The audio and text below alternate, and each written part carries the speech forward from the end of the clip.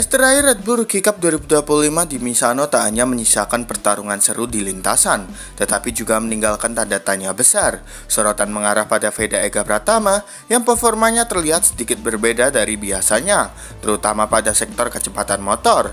Sejak awal balapan, publik menilai motor Veda tidak melaju seagresif seri-seri sebelumnya. Beberapa kali ia terlihat kesulitan menyaingi top speed rival, termasuk pesaing terberatnya Uriarte yang sedang berburu gelar juara dunia. Kondisi ini memunculkan dugaan adanya sabotase atau permainan teknis untuk memuluskan langkah Uriarte. Meski begitu, Veda sama sekali tidak kehilangan semangat bertarung. Dengan gaya khasnya yang berani, ia tetap melakukan aksi atraktif di lintasan, overtaking di tikungan sempit, manuver light braking yang mendebarkan, hingga duel sengit dengan rider lain meski motornya terlihat kurang bertenaga. Pada akhirnya, Veda memang gagal naik podium di Misano. Namun, penampilannya justru semakin menguatkan citra bahwa ia adalah rider dengan mental baja, tidak peduli seberapa sulit kondisi teknis yang dihadapi. Dugaan sabotase memang masih menjadi perbincangan panas di pedok. Namun di balik itu, aksi Veda tetap meninggalkan kesan mendalam. Publik Misano bersorak kagum melihat bagaimana rider Indonesia itu mampu tetap tampil spektakuler bahkan dalam keadaan yang tidak ideal. Dengan berakhirnya musim ini, Veda menutup RBRC sebagai runner-up klasemen, sekaligus membawa pulang tiket emas menuju Moto3. Apapun yang terjadi di balik layar, satu hal yang pasti, Veda telah membuktikan dirinya sebagai talenta Asia yang tidak bisa dihentikan begitu saja.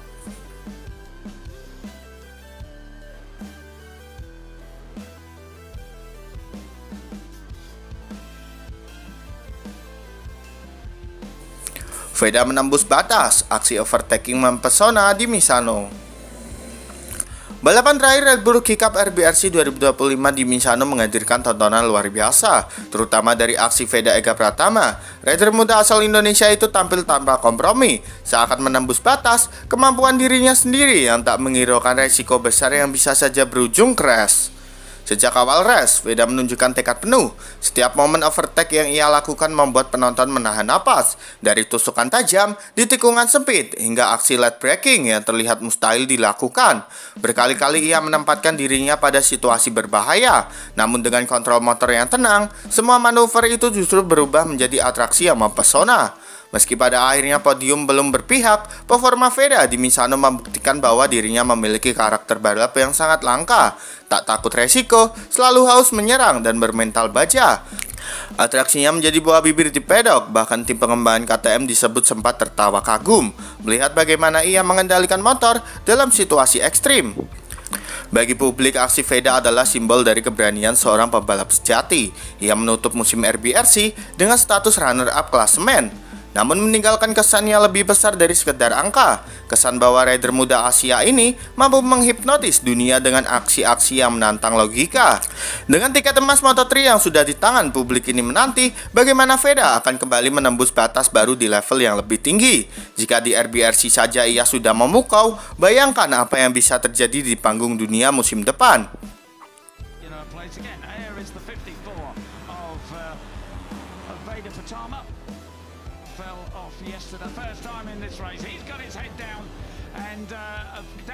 Hakim Dennis keluar radar Moto3. Veda dan Uriarte dapat panggilan berbagai pabrikan usai race terakhir Misano.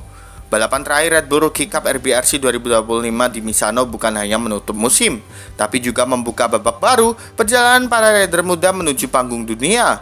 Kabar terbaru dari pedok menyebut Hakim Dennis perlahan keluar dari radar Moto3. Sementara dua nama besar Veda Ega Pratama dan Uriarte justru langsung jadi pusat perhatian berbagai pabrikan.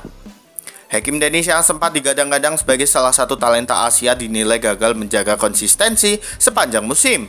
Beberapa kali finish di luar zona depan membuat tim-tim Moto3 kehilangan kepercayaan.